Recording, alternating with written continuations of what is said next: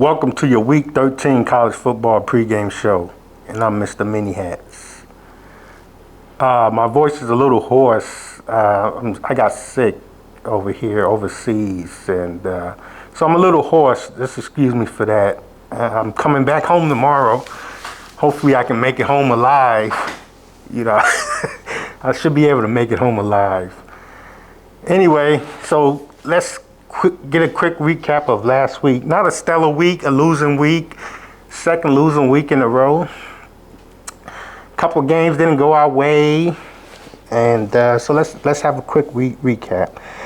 East Carolina -15. They were up 2 touchdowns. They were up 14-3 on the road against Tulsa. It was looking promising, and then they just had some bad turnovers. I can't remember exactly what happened in that game, but towards the end of the first half,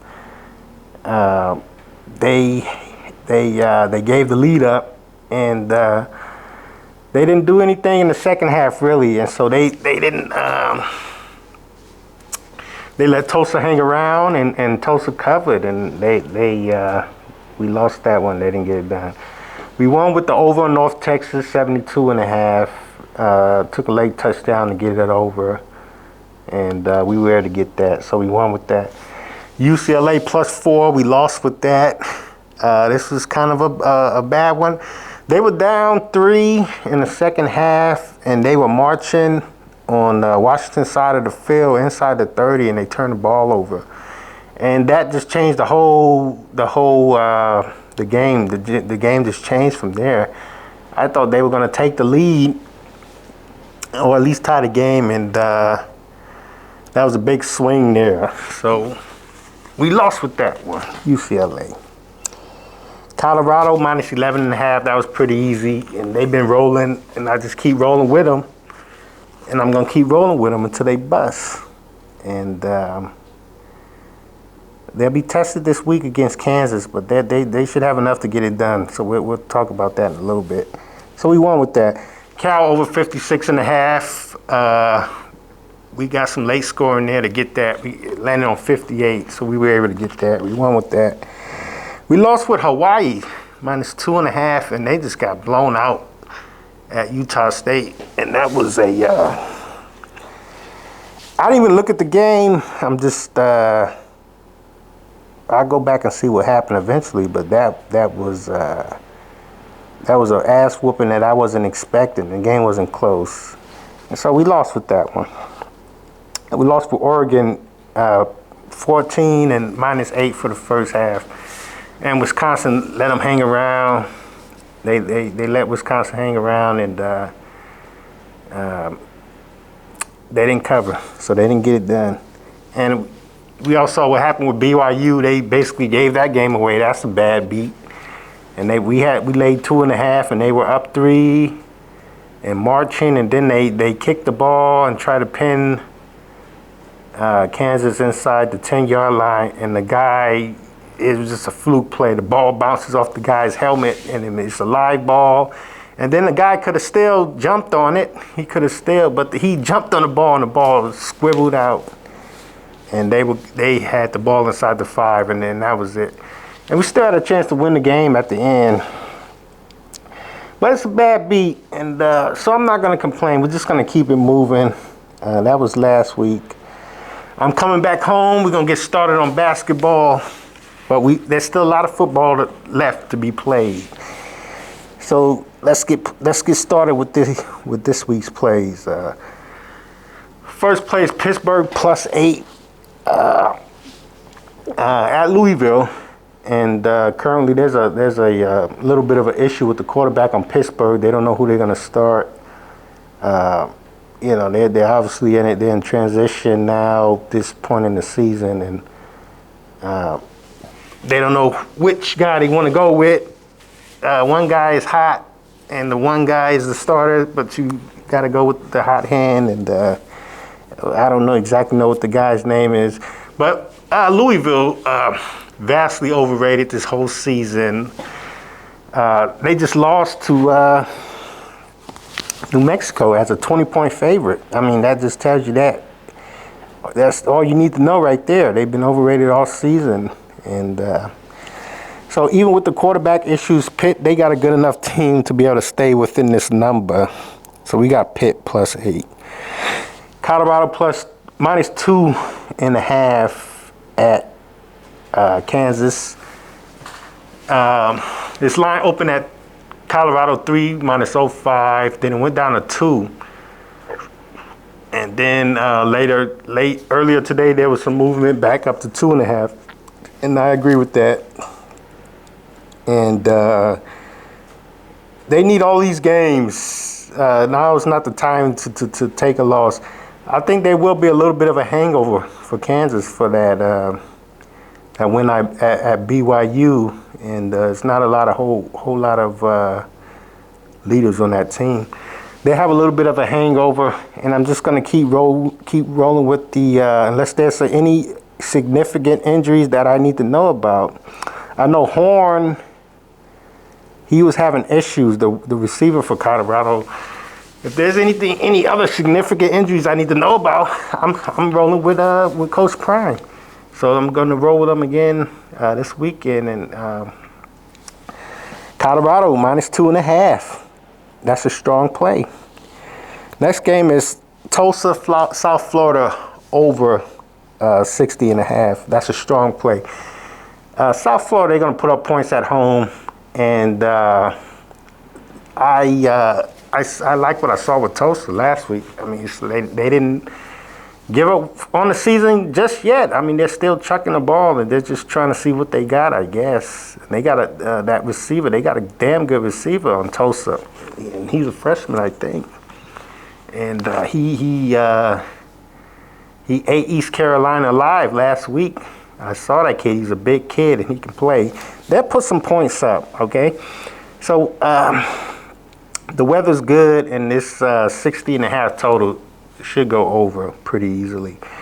Indiana +13 at Ohio State. This is a no-brainer. It's not a square bet like, Indiana's undefeated. Are they undefeated? Yeah, they are undefeated. They didn't. Ohio State's the one that lost the game. Ohio State's 9-1. Indiana's undefeated. This is not the square thing. Oh, just go with the undefeated team and high rank and how now they actually have the team and the guns to play with Ohio State and getting almost 2 touchdowns. You know, I'm going to take my chances and I'm going to take that all day long. So even though they're on the road, give me Indiana. It went to 13. Open at 12.5. I saw 13.5, and now currently 13 at Christopher's. Indiana +13. That's a strong play. Iowa State -7. That's a strong play. They're on the road playing Utah. Now that's a team that's pretty much given up on the season, and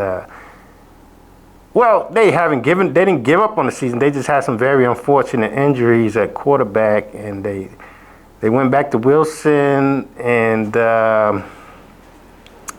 it's a mess over there in Utah right now. And so I like Iowa State to lay the 7 and cover on the road against Utah. And that's a strong play. Open up at 8, and so we got bet down to 7. So let's go and get that 7 while we can. Rice -6.5 at UAB. Rice fired their coach a couple weeks ago, and that sparked a little fire in them. I like what I see in Rice, and should be a high-scoring game. I don't want nothing to do with that total, but I like Rice to get some momentum and keep going with that new coach and his coaching staff. Rice -6.5. Texas A&M -2.5. This is a strong play, playing Auburn. Auburn has had a terrible season. We had Texas A&M in the spot a couple weeks ago when they played. They let us down when they played. South Carolina. But South Carolina's a good team, so maybe they didn't let us down.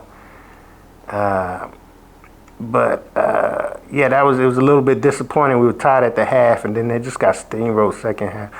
They're not going to let us down again.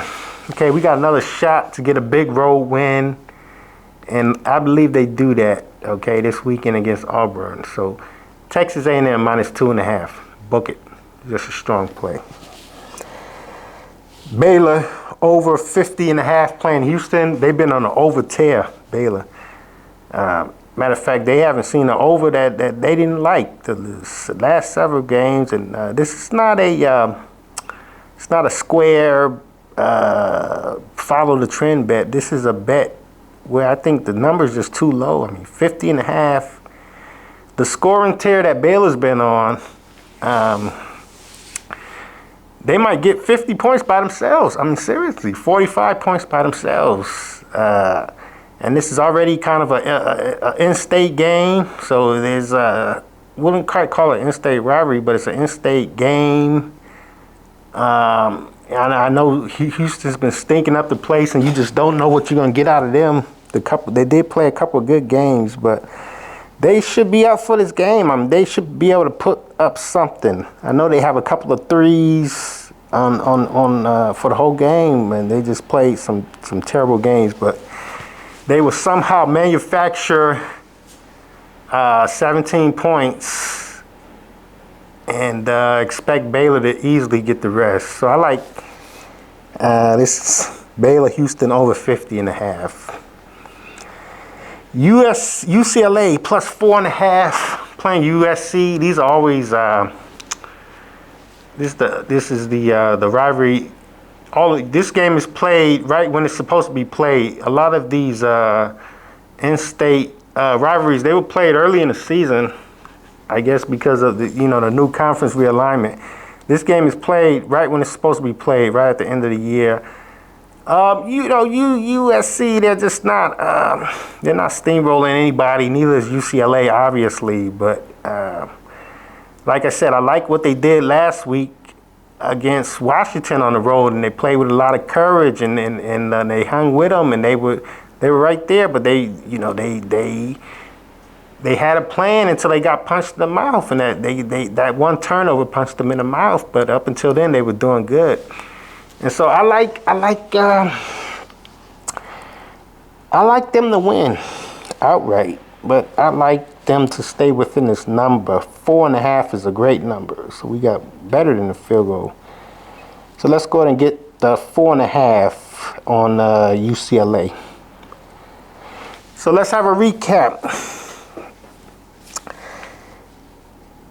Pittsburgh +8. That's a strong play. Colorado -2.5. That's a strong play.